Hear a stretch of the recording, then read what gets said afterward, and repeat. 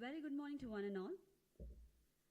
The Sri Vishnu Mohan Foundation welcomes you back to the second day of the conference on Peace and Reconciliation, Perspectives from Religion and Philosophy, a conference supported by ICPR. We are immensely grateful to ICPR for sponsoring this seminar on peace and reconciliation. With that note, I would like to welcome the first speaker of the day, Professor Dr. Panneerselvam, on the concept of non-violence in the context of war and peace.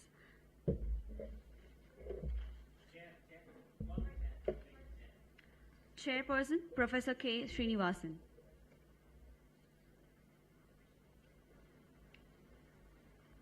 Welcome, sir. Sri Sadgurur Vijayate Gnana Saraswati Swami Brahmaika Rupinyaf Padayof Pranatavayam. And starting the second session, thank you for no, you carry on. Thank you for inviting me to chair the session anyway. So saying anything in this audience is carrying coal to Newcastle. So just with this prayer to Sadguru, I invite Professor Panneerselvam. Definitely, normally we will say it is conventional. It is conventional to say he doesn't need any introduction. Himself being an organizer, himself being what is called the head of the department, former head of the department of Madras University Philosophy, he doesn't need any introduction. I don't want to be very conventional.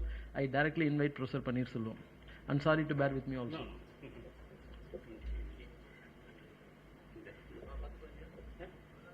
She will take care.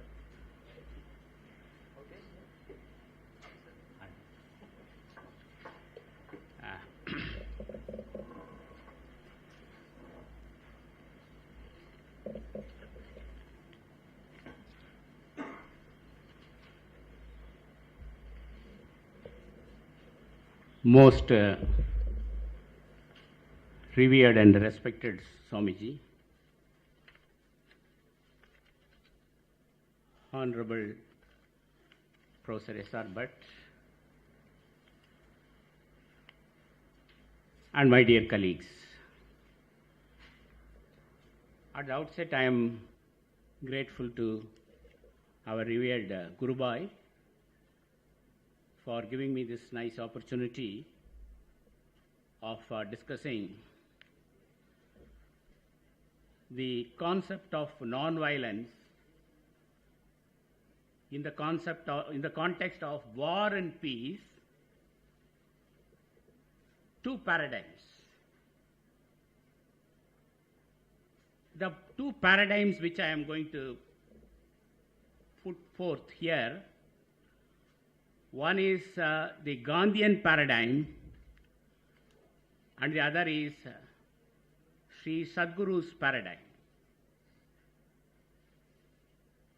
In fact, Guru Bhai wanted me to speak on Sadguru, and I take it as a divine commandment. So I have evolved a theory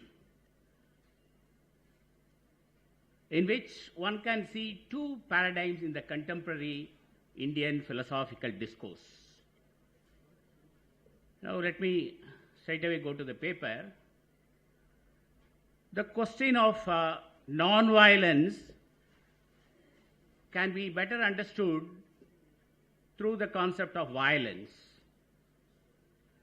Look at this, the act of violence, the ruins of Hiroshima.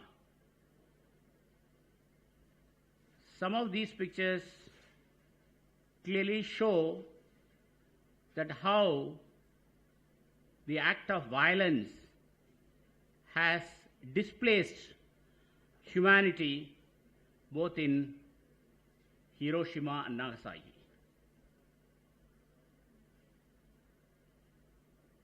All these pictures clearly tell us the fact that human beings have to work for the concept of non-violence in order to achieve peace. In fact, the question, namely whether absolute peace is essential or whether it is possible, has been discussed by both Mahatma Gandhi and Sadguru. These pictures take us to the question why one should avoid violence. We should avoid violence because it takes away the life of the other. The concept of other is always important in Indian philosophical tradition, especially Hindu philosophy emphasizes the need for the other or the celebration of the other. From the Vedas and the Upanishads, one can see the role of the other. In fact, it is said, the other must also exist, which will make my life more meaningful. It is something like discussing the concept of freedom. There is nothing called absolute freedom. Freedom is meaningful provided the other is there. Similarly, the concept of other is meaningful if the other is there. So my existence actually depends on the existence of the other. In fact, this has been emphasized by postmodern thinkers like Levinas because they talk about what is known as the responsibility of the other. So violence is a threat to human dignity and human rights, and the divinity aspect of human being is removed in violence because every human being is nothing but the amsa, that is the spark of the divine. But in the violence, this divinity aspect of human being is completely removed. So in violence, what happens is that we treat others as a means and not as an end. Immanuel Kant very rightly said in this categorical imperative that act in such a way that treat humanity, whether in your own person or in the persons of another, always at the same time as an end and never simply as a means. There are varieties of violence, or violence can be classified under different heads. Perhaps one can say violence between one individual and the other, individual against society, terrorism for example, then individual violence and a state-sponsored violence, Sri Lanka for example. And apart from that, there is also violence against tribals, indigenous people and the oppressed. So this means there are varieties of violence. And all religious traditions emphasize the need for tolerance, or they support the notion of non-violence. In the Veda, it is beautifully said that let there be peace everywhere. I think this should be the dictum for the entire globe. Buddha similarly taught that a man should overcome anger by love, evil by good, and lie by truth. And our native religions of India like Jainism, Buddhism, Hinduism, Sikhism, etc. support that world peace and non-violence.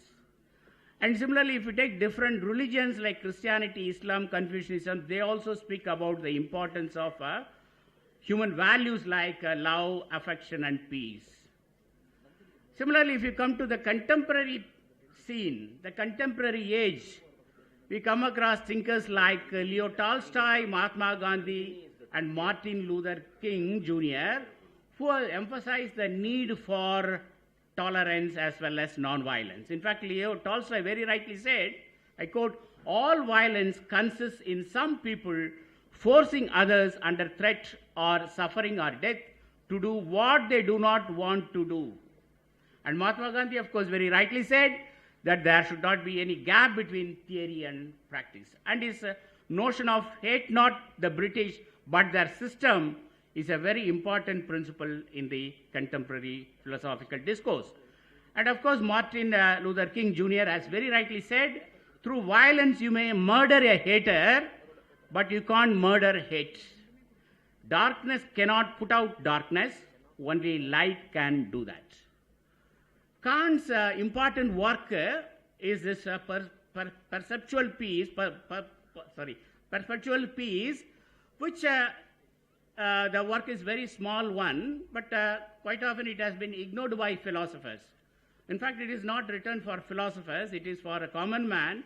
In this book, he supports how for Rousseau, the war was an intolerable evil.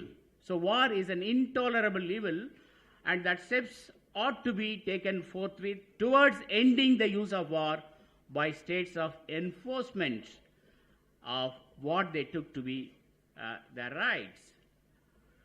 So a proper training is needed to educate people that world peace to teach the manners of war. This means there is education that we have to impart to the people of the world so that we can understand the notion of world peace.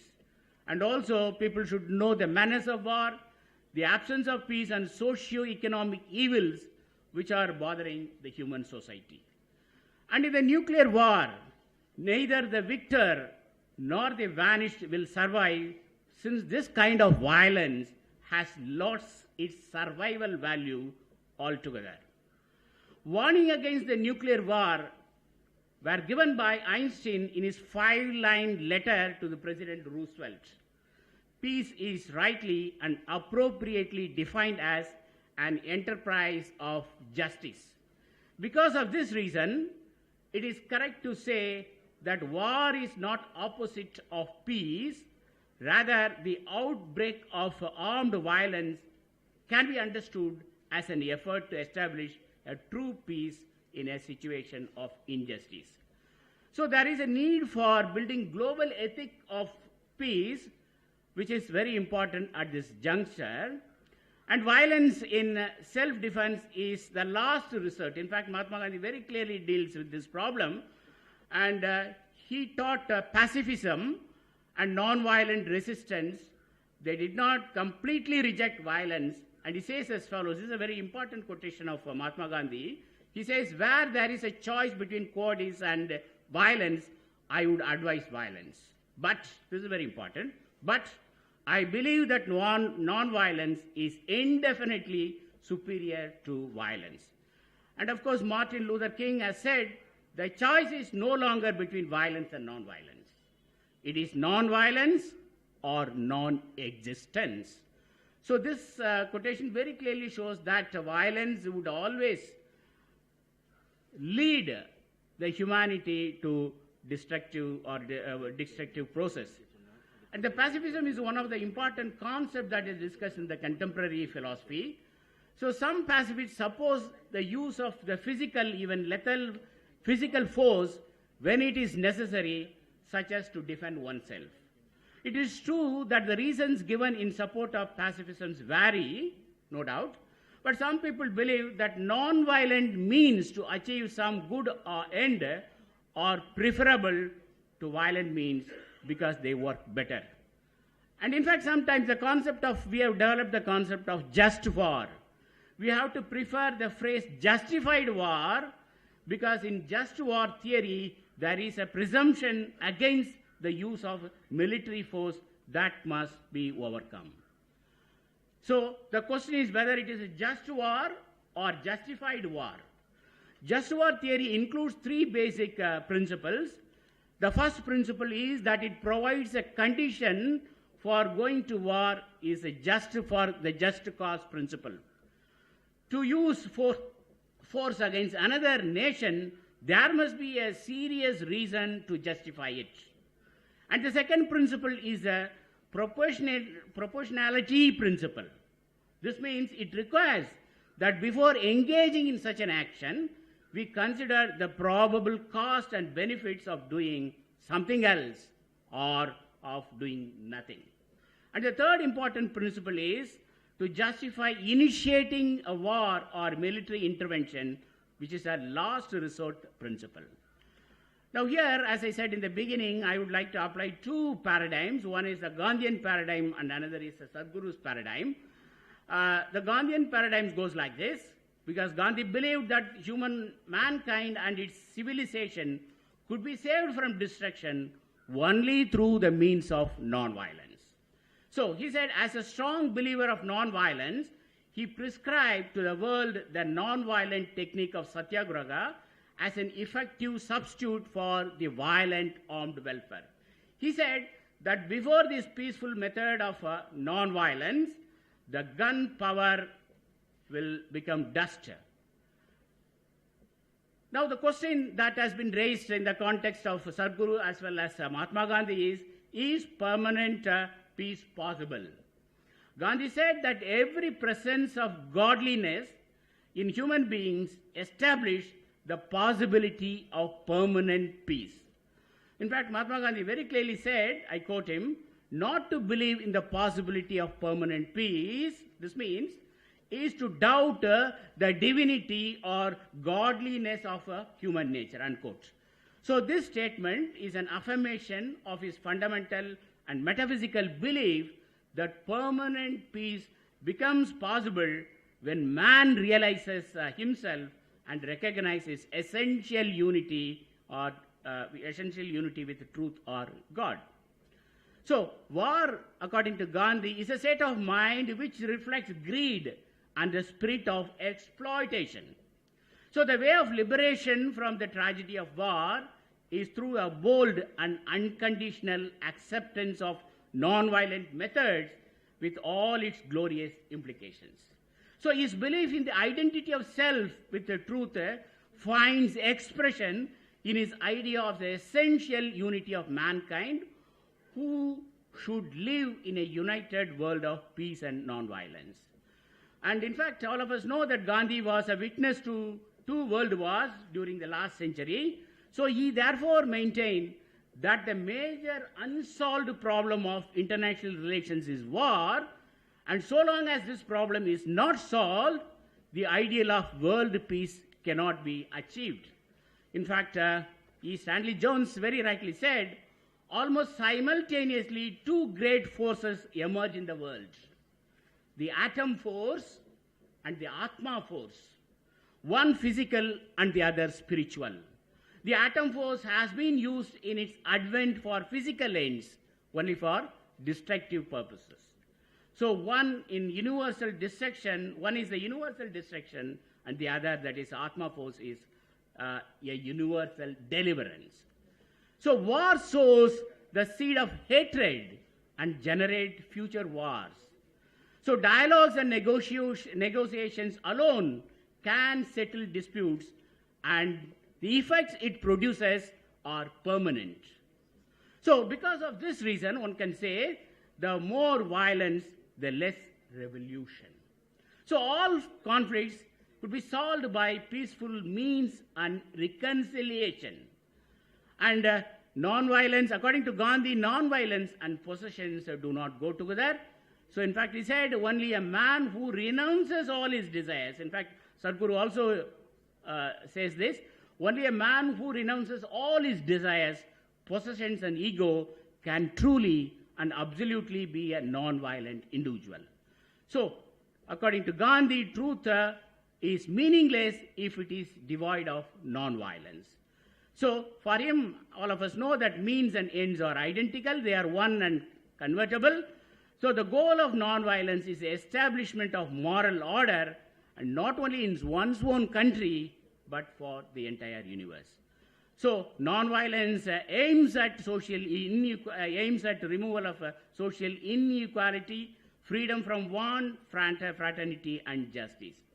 So, only a few philosophical reflection can awaken us. I'm using the word philosophical reflection because when the Twin Tower was attacked, it was Habermas and Derrida who responded to the situation, and they believed that a philosophical reflection can awaken us to solve this problem.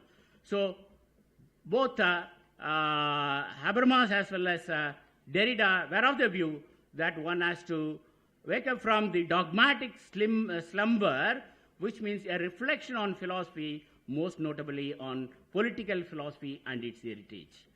And the occurrences in Kashmir, Mumbai, the serial bomb attack in London, the attack of Twin Tower in US, all these point out that international terrorism has to be taken seriously and tackled vigorously. So, one way of solving this problem is accept the difference. The best way to tackle terrorism is to accept the diversity and the multiculturalism of societies and the practice of freedom that we value so much.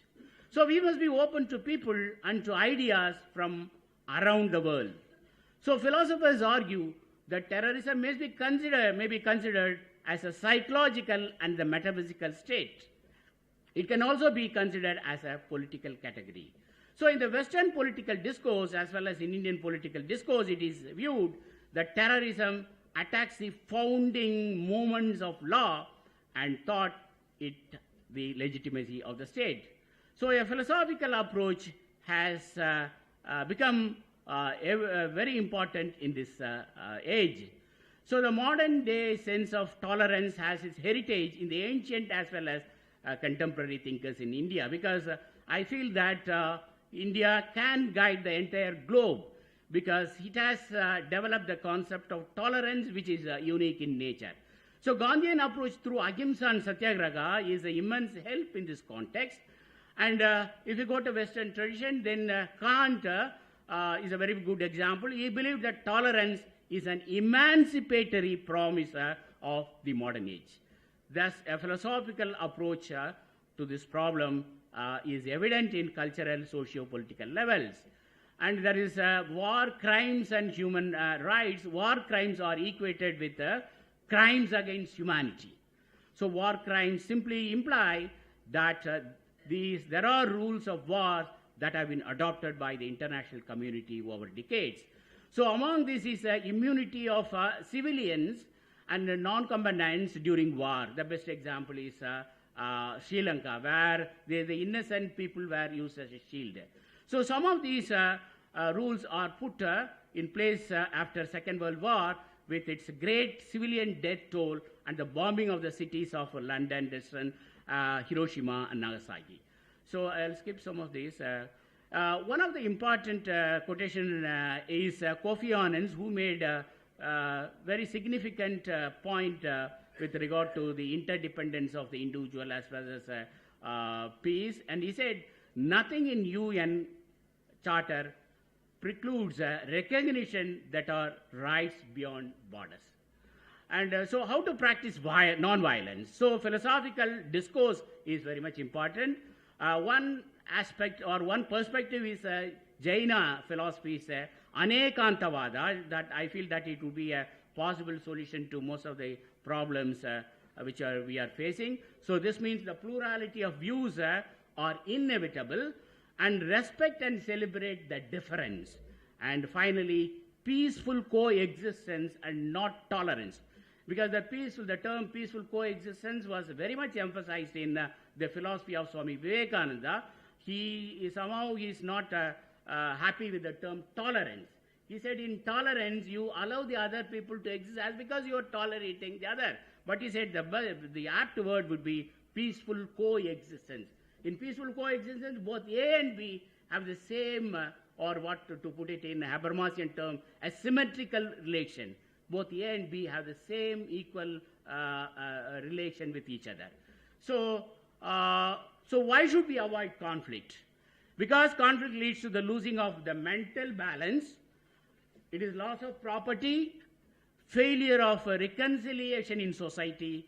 Then if you avoid in conflict, the harmony is disturbed and unity is reduced to singularity, and one is always considered as a threat to other. If you look at Sartre's philosophy, Sartre says the other is a hell. So this kind of approach is absent in Indian philosophy, because Indian philosophy treats each and everyone as members of the huge family. That is the reason why we developed the concept of Vasudhaiva Kudumbakam. So reconciliation is used both people and groups who have beliefs, attitudes, needs and benefits that are absolutely different, so that they debate, dispute and even tell each other as a result. Which means reconciliation is a method which is adopted in Indian philosophical tradition, because they believe in the debate and the discussion. Their dialogue, because if you look at the classical Indian philosophical discourse, we come across a lot of dialogue that has taken place between different groups. So now the question is, how does conflict arise? Conflict arises because people are concerned or understand that there are some groups who are working against their advantage. So hence conflict, according to his definition, because he is a Norwegian peacekeeper who was involved in Sri Lankan conflict between the Sinhalese and Tamils. So he says that conflict, according to him, goes together with the attitude and behavior of the individual. So there are some values of conflict, no doubt, because conflict leads to development of oneself. It leads to the political development, the revision of one's own views, and economic development. Now, with this, I come to Sadhguru's very briefly, Sadhguru's understanding of the notion of peace. I would like to see this in this perspective. That is, I would like to define our philosophy as a transformative philosophy. It is a transformative philosophy which she has been emphasizing throughout her life. And Sadhguru believed that there are certain essential, important principles of life. One, she says, is courage. Second is faith. And third is a single-minded devotion. In fact, in all her writings and her discourses, she has emphasized the need for the upliftment of the society. And she was always worried about the violent situation, the violent happenings that takes place throughout the world. And she has, as a result of this, she prescribed certain principles like courage, faith, and single-minded devotion. And she argued that these three principles can give a solution to problems of human being. So she says, make your life sublime. And in fact, she was very much influenced by the poet Longfellow's quotation. It goes like that. In fact, she says, where there is satyam, that is dharma, there evil will be vanquished, and there will be salvation and peace on earth. And as our favorite quotation is Longfellow's beautiful poem, which goes as follows: lives of great men all remind us, we can make our life sublime, all departing leave behind us footprints on the sands of time. She is fond of this quotation. She used to quote this Longfellow's poem quite often, it seems. And another important and significant contribution of Sadhguru is, she said, adapt ourselves to circumstances. She says, one of the important principles which she has been stressing is that the need for human beings to adapt to circumstances and not expect circumstances to adapt to us. So she says that when the ego predominates, human beings become arrogant. So this, I think, is very much essential, and we have to take her views very seriously. And also she says that in her transformative philosophy, it transcends all the barriers. So it transcends, Sadhguru transcends all conflicting opposites, like truth and falsity, good and evil, real and unreal. So all these are transcended in her writings and speeches. So the conflicting opposite has to be transcended. This is one of the significant points which she has made in her writings. And in the transformative philosophy, there is always a transcendence. That is the reason why she says that one has to leave everything to God. In fact, yesterday Swamiji was saying that when Sadhguru says, leave everything to God and God would manage your life, that is the Mahavakya. This means that she takes a life from the empirical to the transcendence level. So this transformative philosophy, I would like to call this as a transformative philosophy, which is based on the notion of transcendence. As a spiritual guru, she guides the entire human society without any distinction between caste, creed, and religion. In fact, I used to see many Christian and Muslim friends who used to come for this Vishnu Mohan Foundation. They used to attend all her discourses. So she never made this distinction between the caste, creed, or religion.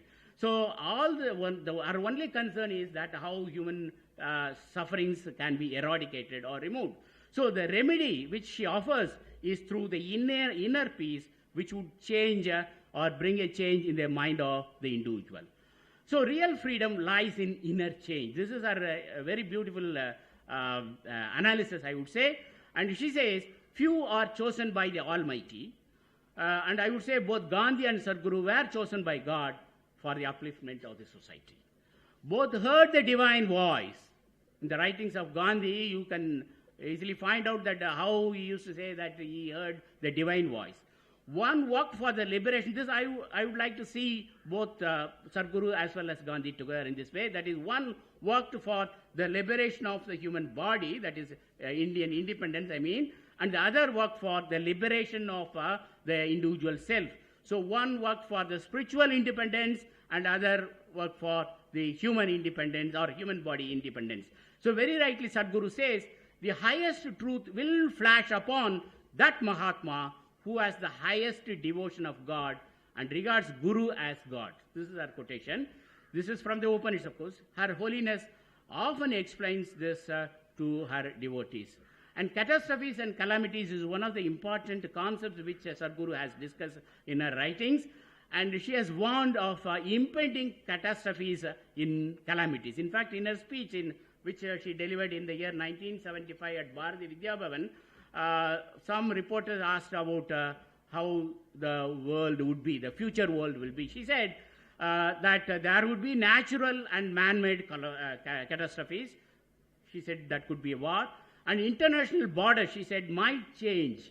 Countries existing might disappear, and now a new would emerge, rise up. So land above the seas may sink, and new lands may rise from the waves. This we can see, the last point you can see in the context of tsunami which took place in Tamil Nadu and other places. And the significance of faith. So according to Sadhguru, a firm faith is very much essential. She says that one must have faith and say, God will protect. One must have the faith in God, and one should say that God would protect. That this principle of faith is one of the limbs of Sharanagati. In order to have faith, she says, a person should be flexible. This is very important. I think this is very much relevant in the context of the conflict resolution. So she says that a person should be flexible, and such a person will not have any sorrow. When you are flexible, you are secure, she says, and you will not fall down. So when a person is flexible as a blade of grass, he may be humble, he may not face any difficulty. And she says that there could be victory, one can achieve victory through the concept of dharma. So evil forces, she rightly says, can be tackled with the grace of God. So without the help of God, I quote her, without the help of God, I got only one more slide, that's all. Without the help of God, men will fall like 9 pins before the evil forces. But with God on your side, you will go, they will go away from you. She strongly believes that where there is dharma, there is Krishna. Where there is Krishna, victory is certain. This is my last slide. Love is not desire-based.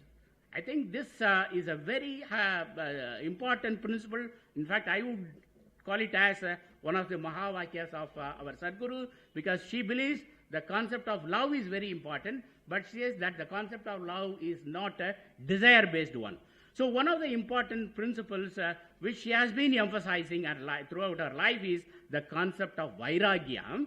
She says that with vairagya, a man becomes a healthy man. Okay? And in the absence of vairagya, he becomes a diseased man. So for Sadhguru, vairagya means lack of selfish attachment. And in fact, she has given 5 important principles. I was, in fact, very much fascinated by these 5 important principles. And she says the first is there should not be any ego attachment. That is, there is no egoistic attachment. And secondly, there is no sense of I and mine. Third is the relationships exist, no doubt, but shine in the light of God. Then fourth one is there is no selfish love. So all is for the self. So thus in Vairagya, love is not desire-based, but it is a love for all. So you love the entire humanity as one family. So this is the principle of peace and reconciliation. And I thank you so much for kindly listening to my paper. And I also thank Guru Bhai for giving me this opportunity of sharing my views with regard to Mahatma Gandhi and Sadhguru. And I feel that in the contemporary age, the contributions of Sadhguru is something remarkable. And it is the need of the hour to make it philosophically relevant to the common man. This is what I have been emphasizing. So this means the philosophy which she has emphasized, and in fact I used to define her by saying she's a common man's guru. So this philosophy should be propagated throughout the human society throughout the globe, so that people will understand that such a saint or such a person lived in Tamil Nadu. Thank you very much.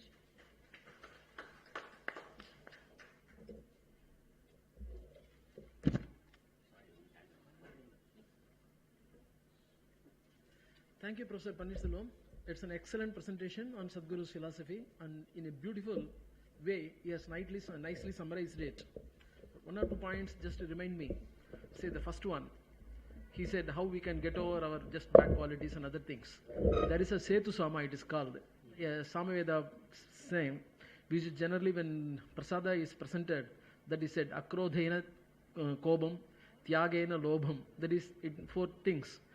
By practicing non-anger, you get over all your bad senses, and by practicing sacrifice, you get over greed, like that. Akrodhena. I mean, the Sama will go, I don't want, having cut him short. I should not go on taking all those things. But there is another thing as well. That is when the other is not there. Say, if the villain is not there, we can't enjoy the cinema at all. Nobody will go to the cinema. So the cinema becomes turns and twists, etc. But how you should be villain, how it is, etc. And not only that, if always peaceful, etc., people say do not make good news. Nobody will read the newspaper also. That essential conflict, how it should be, that also is that we have to take into account. But anyway, now the paper is open for discussion. My concern in this paper is to show what are the causes for a conflict and how this conflict could be resolved. So where we can bring a reconciliation among people. But it is true that the repatriates, now for example, I can give some very, very clear-cut example. Now in my place, that is where I stay, in Tambaram, where I come across a lot of Burmese repatriates, still they are living in our place, and also Sri Lankan repatriates. And they feel that they are subordinated, in the sense they are not getting equal rights, and this happens in every situation. So the best thing they say is they have to be, once again they have to go back to their country. But the problem is whether they will have their original rights, that their fundamental rights, will they get back their fundamental rights? That's the problem. So there is a conflict, no doubt. So this cannot be resolved so easily.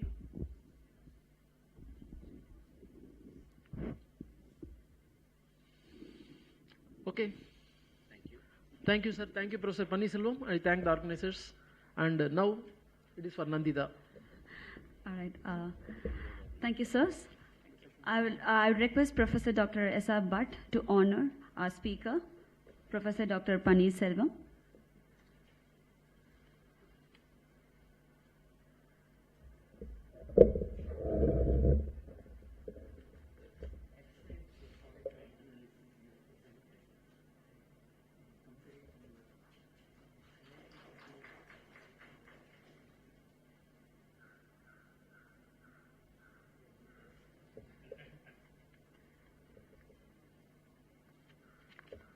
Thank you, sirs. Thank you, sir.